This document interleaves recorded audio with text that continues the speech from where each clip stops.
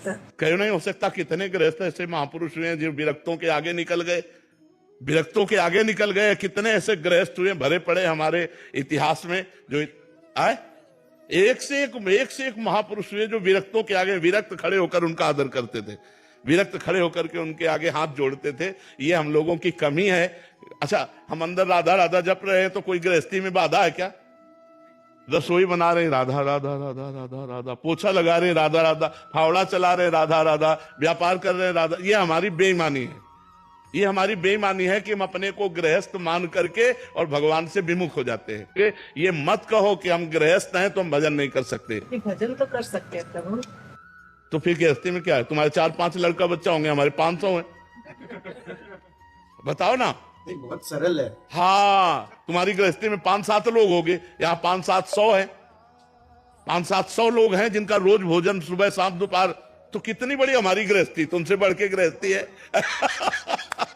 लेकिन भजन, सब भजन परायण है, सब भगवान के भजन परायण, कोई चिंता शोक से ग्रसित नहीं है। इसलिए नाम जप को, भगवान के आश्रय को, भगवान की भक्ति को हर जगह किया जा सकता है, चाहे आप व्यापारी हो, चाहे नौकरी पेशा वाले हो, चाहे जब युद्ध में भजन हो सकता है।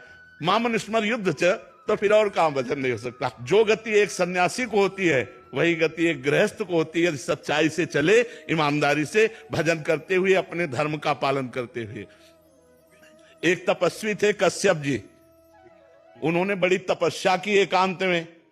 तो एक दिन वो ऐसे बैठे हुए थे तो एक बगुली वृक्ष को, ये महाभारत की कथा है, ग्रंथ की, लिखित भगवान व्यास देव जी के द्वारा ग्रंथ है।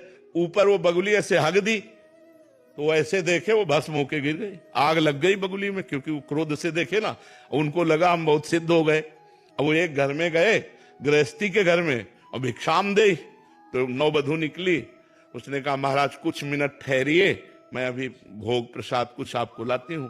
इधर से वो गई तो दूसरे दरवाजे से उसका पति आ गया, और वो पातिव्रत धर्म का पालन करने वाली देवी थी। उसने तुरंत अपने पति को आसन दिया, बैठाला, कुछ खवाया पियाया और कहा आपके दरवाजे पर अतिथि खड़ा है बहुत देर से, आपकी आज्ञा हो तो भिक्षा दे आए। उनका हाँ हाँ। और वो भिक्षा लेके गए तो बहुत गर्म हो गए।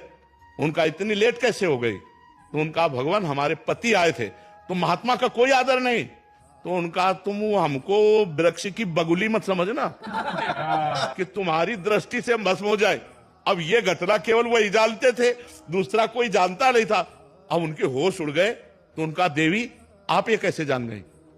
तो उनका तुम्हारी तपस्या को जब से तुम घर से निकले हो तब से आज तक को मैं देख रही हूं। बोले ये कैसे? बोले मैं अपने पति को भगवान मानती हूं, कभी पर पुरुष का स्पर्श नहीं किया, और भगवान का चिंतन करती हूं, पति की सेवा करती हूं, मुझे तीनों काल का ज्ञान है। अब आप समझो, एक विरक्त को उपदेश दे रही थी एक गृहस्थ नारी।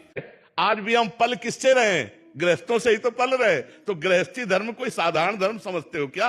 विरक्त धर्म का पोषण करके अपने परिवार का पोषण कर रहा, धन्य है गृहस्थ धर्म।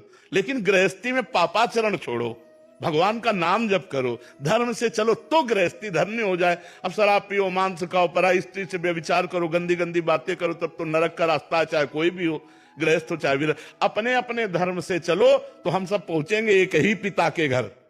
हम अपने धर्म से चले, आप अपने धर्म से चलो, दोनों को परमात्मा प्राप्ति हो जाएगी। तो इसलिए ये बात कह के कि हम गृहस्थ हैं, भगवत प्राप्ति हमारे लिए दुर्लभ, ऐसी बात नहीं, सबके लिए सुलभ है। भगवान का चिंतन करो, धर्म से चलो। गृहस्थ